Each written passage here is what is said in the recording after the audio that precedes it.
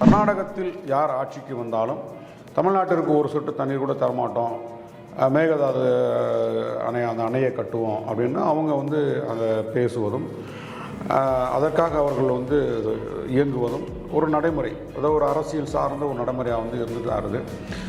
காவிரி தண்ணீர் தமிழகத்திற்கு இல்லை என்றால் தமிழகம் இந்தியாவிற்கு இல்லை என்றாகிவிடும் என்று தலைவர் எழுச்சி தமிழர் அவர்கள் 30 ஆண்டுகளுக்கு முன்பே அந்த முழக்கத்தை முன்வைத்தார். எங்களுடைய தமிழ்நாட்டில் நமக்கு என்னென்னா நமக்கு தண்ணி வேணும், அவங்க தண்ணி தர மாட்டேன்றாங்க. இது ஒரு அரசியலாக தான் நம்ம பார்க்கணுமே தவிர நம்முடைய உரிமைகளை விட்டு கொடுத்துட்டு நம்ம பின்வாங்கிட்டோம் அப்படின்றதில்ல.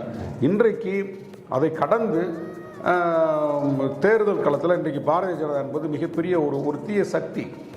அந்த தீய சக்தியை இந்த 10 ஆண்டு காலம் தமிழ்நாடு இந்தியா முழுமைக்கும் தன்னுடைய இந்த கோர நகங்களால் சாமானிய மக்களை பிடிச்சி நெரிச்சு வச்சுருக்கு. அப்போ அந்த வீழ்த்துவதற்கான ஒரு உத்தி தான் தலைவர் எழுச்சி தமிழரை அங்கே கர்நாடகா போயிட்டு தன்னுடைய அந்த தேர்தல் பரப்புரையை முன்னெடுத்து போகிறாரு. இதை காழ்ப்புணர்ச்சி கொண்டவர்கள், காவிரி தண்ணீருக்காக போராடுவதற்கு துப்பில்லாதவர்கள், காவிரி தன்னுடைய அந்த வரலாறுகளை தெரிந்து கொள்ள ஆற்று நீர் உரிமைனா என்னன்னு தெரியாது, அந்த மாதிரி போன்ற ஆட்கள் தான் இன்றைக்கு அரசியல் காழ்ப்புணர்ச்சியோடு தலைவர் எழுச்சி தமிழர் அவர்களை கண்ணாபுரம் விமர்சனம் பண்ணிட்டு இருக்காங்க. மோடியோட வெறுப்பு அரசியல், அதாவது அவர் என்ன சொன்னார்னா, காங்கிரஸ் ஆட்சிக்கு வந்தா உங்ககிட்ட இருக்க தாலியெல்லாம் அறுத்து அவங்களுக்கு கொடுத்துருவாங்க அப்படின்னாங்க. ஹிட்லரின் மறு உருவமாக, முசோலினியின் மறு வடிவமாக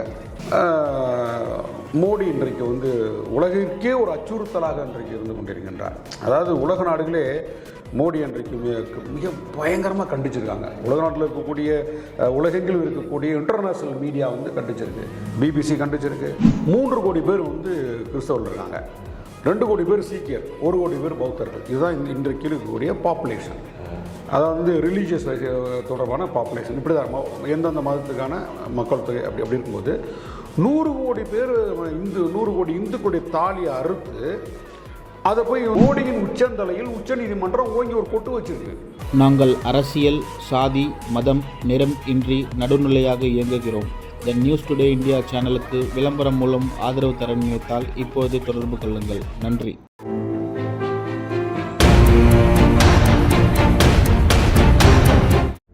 வணக்கம். உங்களுக்கு பேங்க்கில் வேலை செய்ய கனவு இருக்கா?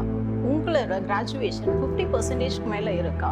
உங்களுடைய வயசு 26க்கு மிகாமல் இருக்கா? உங்களோட கனவை நினைவாக்க IPB சென்னையில ஜாயின் பண்ணுங்க. பிரைவேட் பேங்க்ஸ்ல வேலையில சேருங்க. மேலும் விவரங்களுக்கு கீழே உள்ள இணையதளத்தை அணுகவும். த நியூஸ் டுடே சேனல் நேயர்களுக்கு வணக்கம். இன்றைய சிறப்பு விருந்தினர் நம்ம விடுதலை சிறுத்தை கட்சியின் மாநில செய்தி தொடர்பாளர் திரு பாவலன் அவர்களுக்கு வணக்கம். வணக்கம் ஐயா. இன்னைக்கு நம்ம ஒரு முக்கியமான அலிகேஷன்ஸ் எதிர்கட்சிகள் என்ன சொல்கிறாங்க, அதாவது மற்ற கட்சிகள் என்ன சொல்கிறாங்க அப்படின்னா, இந்த காங்கிரஸ் ஆளும் மாநிலம் கர்நாடகாவில் நம்ம எப்படி அவங்ககிட்ட நதிநீர் அவங்க கொடுக்க மாட்டேன் அப்படின்னு ஒரு விஷயம் சொல்கிறாங்க. அதில் நம்ம தலைவர் அங்கே பிரச்சாரம் பண்ணுறாரு. இதை பற்றி நீங்கள் என்ன நினைக்கிறீங்க? தேர்தல் பரப்புரை என்பது வேறு, ஆற்று நீர் உரிமை என்பது வேறு. அதாவது வரலாற்று காலம் தொட்டு இந்த காவிரி தண்ணீர் பிரச்சனை என்பது ஒரு தீர்க்க முடியாத பிரச்சனையாக இருக்கிறது. தமிழ்நாட்டில் யார் ஆட்சிக்கு வந்தாலும் காவிரி தண்ணீர் தமிழ்நாட்டிற்கு வேண்டும் என்று குரல் எழுப்புவதும், அதற்காக நீதிமன்றத்தை நாடுவதும், காவிரி தொடர்பாக நடுவர் மன்றத்தை நாடுவதும் தொடர்ந்து நடைமுறையில் இருந்து வரக்கூடிய ஒரு நடைமுறை தான். அதே போன்று கர்நாடகத்தில் யார் ஆட்சிக்கு வந்தாலும் தமிழ்நாட்டிற்கு ஒரு சொட்டு தண்ணீர் கூட தரமாட்டோம், மேகதாது அந்த அணையை கட்டுவோம் அப்படின்னு அவங்க அதை பேசுவதும் அதற்காக அவர்கள் இயங்குவதும் ஒரு நடைமுறை, அதாவது ஒரு அரசியல் சார்ந்த ஒரு நடைமுறையாக இருந்துட்டு ஆறுது. காவிரி தண்ணீர் தமிழகத்திற்கு இல்லை என்றால் தமிழகம் இந்தியாவிற்கு இல்லை என்றாகிவிடும் என்று தலைவர் எழுச்சி தமிழர் அவர்கள் 30 ஆண்டுகளுக்கு முன்பே அந்த முழக்கத்தை முன்வைத்தார். அதாவது காவிரி தண்ணீர் தமிழ்நாட்டிற்கு இல்லை என்றால் தமிழ்நாடு இந்தியாவிற்கே இல்லை என்றாகிவிடும். இது மிகப்பெரிய ஒரு அரசியல். இந்த அரசியலை ஒரு தமிழ் தேசிய அரசியலோடு ஒரு முழக்கமாக தான் அதை பார்க்கணும். இதை கிட்டத்தட்ட 30 ஆண்டுகளுக்கு முன்பே தலைவர் வச்சுருந்தாங்க. இதை இன்றைக்கு அந்த நிலைப்பாட்டிலிருந்து நாங்கள் என்றைக்குமே மாறலை, பின்வாங்கலை. கர்நாடகத்தில் தலைவர் எழுச்சி தமிழர் அவர்கள் இந்த தேர்தல் பரப்புரைக்கு போனப்போ அவர் பேசின பேச்சு என்பது, இந்த தமிழ்நாட்டில் விடுதலை சிறுத்தைகள் உள்ளிட்ட இன்னும் என்னென்ன பெரிய கட்சிகள் இருக்கின்றதோ, என்னென்ன இயக்கங்கள் இருக்கிறதோ எல்லாமே வந்து நம்ம காவேரி தண்ணீர் தமிழ்நாட்டுக்கு வேணும் அப்படின்றது மாற்றுக்கருத்து இல்லை. அதுக்காக நம்ம போராடிட்டு இருக்கோம், நீதிமன்றத்தை நாடுறோம்.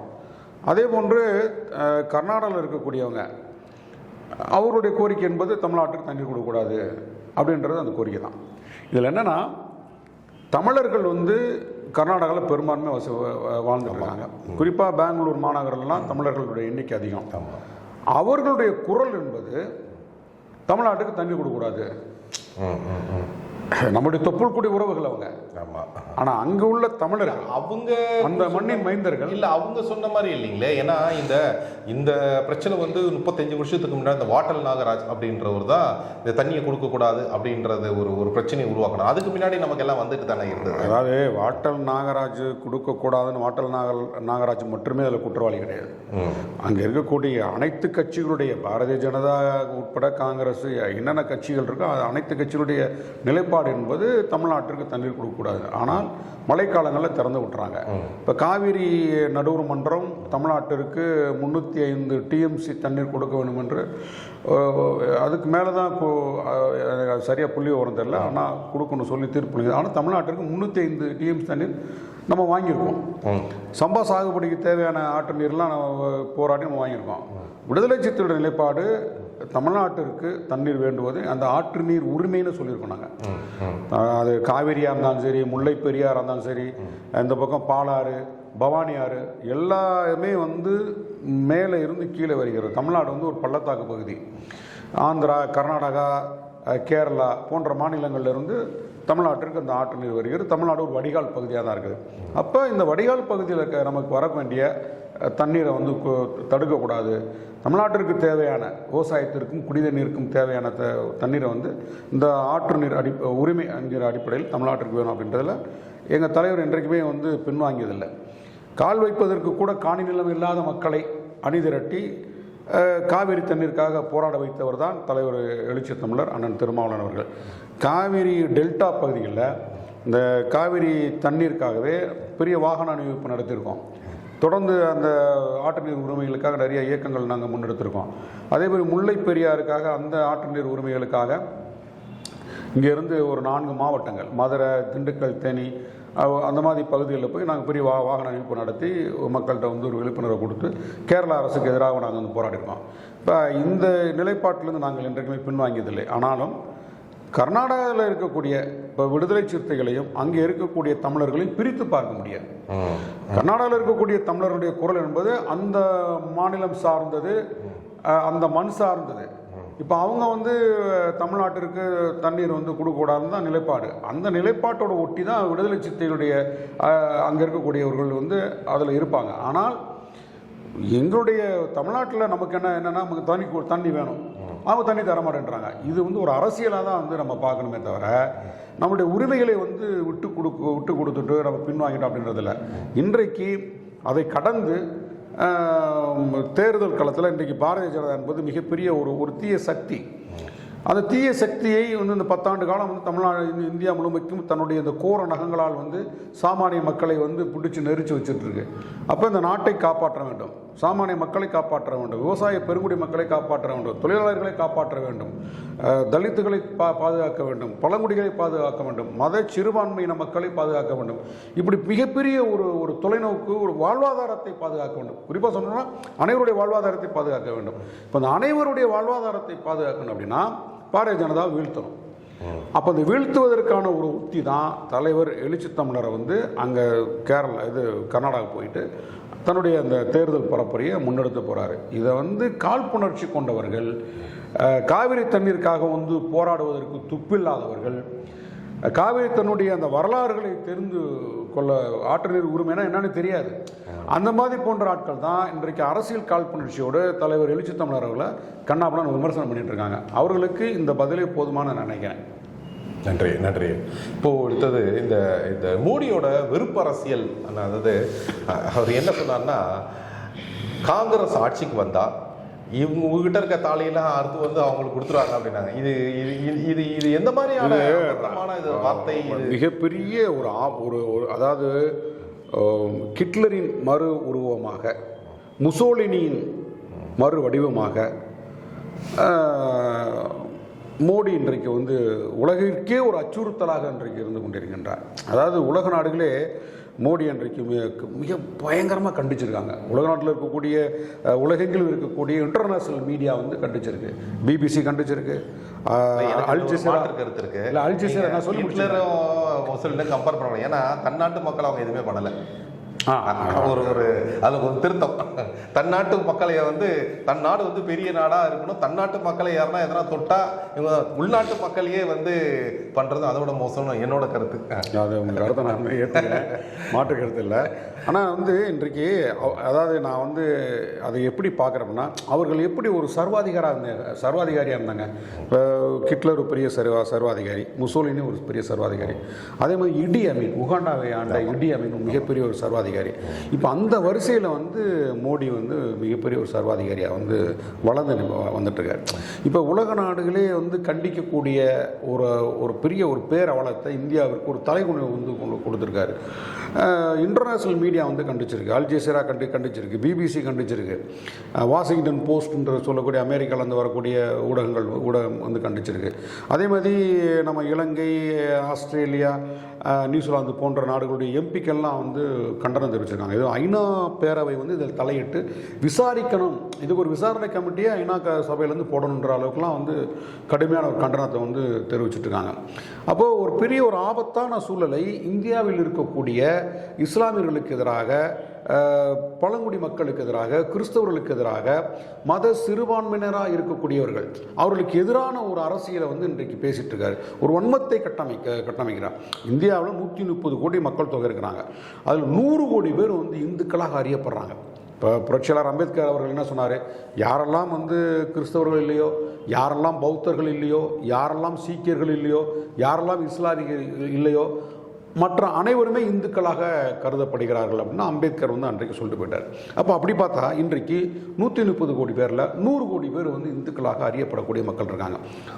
30 கோடி பேர் வந்து 20 கோடி பேர் வந்து இன்றைக்கு இந்தியாவில் இஸ்லாமியர்கள், 3 கோடி பேர் வந்து கிறிஸ்தவர்கள் இருக்காங்க, 2 கோடி பேர் சீக்கியர், 1 கோடி பேர் பௌத்தர்கள். இதுதான் இன்றைக்கு இருக்கக்கூடிய பாப்புலேஷன்.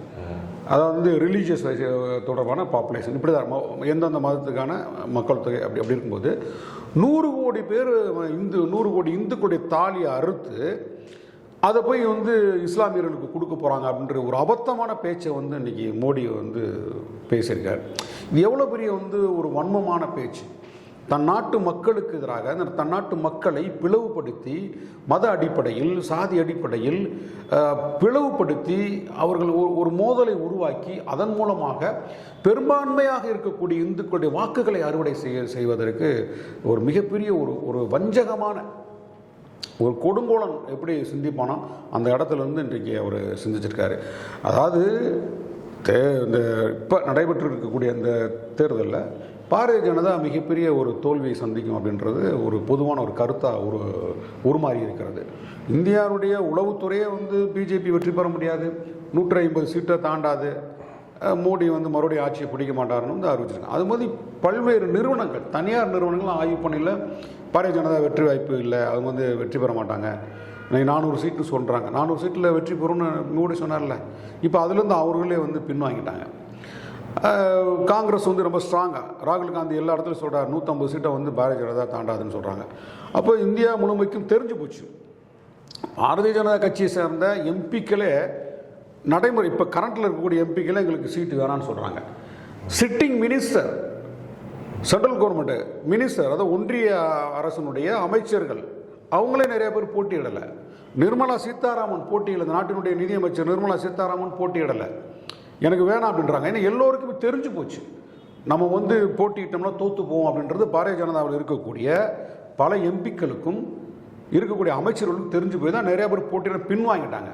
அப்போ இந்த தோல்வியிலிருந்து எப்படி தங்களை பாதுகாத்துக் கொள்வது, இந்த தோல்வி பயத்திலிருந்து எப்படி தங்களை மீட்டுக்கொள்வது, இந்த தோல்வியில் இருந்து எதிராக வாக்களிக்கக்கூடிய மக்களை எப்படி ஒரு மதவெறியை திணிச்சு அவர்கள் வந்து மறுபடியும் வந்து ஒரு இந்துத்துவ வெறியை ஊட்டி பாரதிய ஜனதாவுக்கு வாக்களிக்க வைப்பது, இதில் இருந்து தான் அவருடைய வந்து அஜெண்டா வந்து அவருடைய செயல் திட்டங்கள் இருக்குது. நீங்கள் இப்போ 10 வருஷம் வந்து ஆட்சியில் இருந்தவர் நாங்கள் வந்து இந்த நலத்திட்டம்லாம் செஞ்சுருக்கோம், மக்களுக்கு இதெல்லாம் கொண்டு போய் சேர்த்துருக்கோம், அதனால் எங்களுக்கு ஓட்டு போடுங்க சொல்கிறதுக்கு துப்பு இல்லை. தேர்தல் அறிக்கையில் நாங்கள் வந்து என்னென்ன வாக்குறுதி கொடுத்துருக்கோம், எங்களுடைய தேர்தல் அறிக்கை சிறப்பானது, நாங்கள் 10 வருஷம் ஆண்டுட்டோம், மேற்கொண்டு எங்களுக்கு ஒரு 5 வருஷம் ஆளுவதற்கு இந்த தேர்தல் அறிக்கை வந்து இந்த தேர்தல் அறிக்கையின் வாயிலாக நாங்கள் ஒரு உத்தரவாதம் கொடுக்கணும் அப்படின்னு சொல்லி வாக்கு கேட்கறதுக்கு தெம்பும் இல்லை, திராணி இல்லை. அப்போ உங்களுடைய கடந்த 10 ஆண்டு கால செயல்பாடுகளும் இந்த தேர்தல் அறிக்கையும் மிகப்பெரிய அளவில் ஒரு ஒரு ஒரு பொய் அப்படின்றது, ஒரு போலித்தனமானது, ஒரு ஏமாற்று அப்படின்றத நிரூபணமாகிவிட்டது. நிறைய குற்றச்சாட்டுகளை சொல்லலாம். அப்போ அதே போன்று தேர்தலையும் வந்து நிறைய பித்தலாட்டம் பண்ணிட்டு இருக்காங்க. சண்டிகரில் வந்து நடந்தது ஒரு மேயர் தேர்தலில் அவங்களும் அறிவிச்சுக்கிட்டாங்க, ஒரு போடப்பட்ட வாக்கை திருத்தம் செய்து மேயராக நாங்கள் தான் அப்படின்ட்டு மேயரை டிக்ளேர் பண்ணாங்க. அது நீ உச்சநீதிமன்றத்துக்கு போய் அது கண்டனத்துக்கு ஆளாகி மறுபடியும் வந்து அங்கே ரீஎலெக்ஷன் கொண்டு வந்தாங்க. இன்றைக்கு குஜராத்துடைய இருக்கக்கூடிய அந்த சூரத்துடைய வேட்பாளர், பாரதிய ஜனதா வேட்பாளர் வந்து காங்கிரஸ் வேட்பாளருடைய வேட்புமனு நிராகரிக்கப்பட்டு இதர இருக்கக்கூடிய ஒரு 7 சுயேட்சை வேட்பாளருடைய மிரட்டி பணத்தை கொடுத்து அவர்களையும் வந்து வாபஸ் வாங்க வச்சு பாரதிய ஜனதா வேட்பாளர் வெற்றி பெற்று விட்டார்னு தேர்தல் கமிஷனை வச்சு அறிவிக்க வைக்கிறாங்க. இல்லை, அதுக்கு எதிராக தான் இப்போ வந்து இப்போ என்னன்னா அதை வந்து கோர்ட்டுக்கு போயிருக்கு. காங்கிரஸ் உட்பட இப்போ எதிர்கட்சிகள்லாம் கோர்ட்டில் போன பிறகு இப்போ உச்சநீதிமன்றம் மோடியின் உச்சந்தலையில் ஓங்கி ஒரு கொட்டு வச்சிருக்கு. மோடியின் உச்சந்தலையில் உச்சநீதிமன்றம் ஓங்கி ஒரு கொட்டு வச்சிருக்கு. இது தவறுன்னு சொல்லியிருக்கு. இல்லை, அது சண்டிகரில் இருக்கக்கூடிய நடைபெற்ற மேயர் தேர்தலில் அவங்க என்ன அயோக்கியத்தனம் பண்ணாங்க, எவ்வளோ பித்தலாட்டம் பண்ணாங்கன்றது உச்சநீதிமன்றம் கண்டிச்சு, அது அவங்களுக்கு பெரிய தலைக்குனிவு. இப்போ சூரத்தினுடைய இந்த நடைபெற இருக்கின்ற தேர்தல், அது வர ஜூன் 7ஆம் தேதி நினைக்கிறேன், மே 7ஆம் தேதி அங்கே வந்து நடைபெற அந்த தேர்தல் நடக்கும். அதுக்கு முன்னாடியே பாரதிய ஜனதா வேட்பாளர் வந்து ஜெயிச்சிட்டார் அப்படின்னு சொல்லி அறிவிப்பு கொடுக்குறாங்க. ஒரு திட்டமிட்டு ஒரு காங்கிரஸ் வேட்பாளருடைய அந்த விண்ணப்பத்தை நிராகரிக்கிறாங்க. குறைகள் இருந்தால் அந்த இடத்துல திருத்தி கொடுக்கலாம். அப்படி திருத்தி கொடுப்பதற்கு வாய்ப்பு இல்லாமல் நிராகரிக்கப்பட்டு மேலும் 7 போட்டியிட்ட 7 சுயேட்சை வேட்பாளர்களையும் மிரட்டி உருட்டி அவர்களையும் வாபஸ் வாங்க வச்சுட்டு இவர் வெற்றி பெற்றதாக அறிவிக்கிறாங்க. நோட்டான்னு ஒன்று இருக்குது, அதை கன்சிடர் பண்ணணும். நோட்டாக்கு எத்தனை லட்சம் பேர் போடுறாங்கன்னு பார்க்கணும். அப்போ இன்றைக்கு தேர்தல் ஆணையத்தில் ஒரு பெரிய நெருக்கடி உருவாயிருக்கு. உச்சநீதிமன்றம் கேள்வி எழுப்பிட்டுருக்கு. இப்படி தொடர்ந்து ஒரு ஆளுங்கட்சியாக இருந்த பாரதிய ஜனதா, மோடி பல்வேறு சட்டத்திற்கு புறமான வேலைகளில் ஈடுபட்டனால பெரிய அளவில் வந்து உச்சநீதிமன்றத்தால் கண்டனத்துக்கு உள்ளாகி போயிருக்கிறாங்க. அப்போது ஒரு தோல்வி என்பது உறுதி செய்யப்பட்ட ஒன்று. இந்த தோல்வியிலிருந்து தங்களை பாதுகாத்துக் கொள்வதற்கு மீண்டு வருவதற்கு தான் இந்த மதவெறியை வந்து இன்னைக்கு கையில் திணிச்சிருக்கு, மக்கள்கிட்ட திணிச்சிட்டு இருக்காரு. ரொம்ப நன்றி.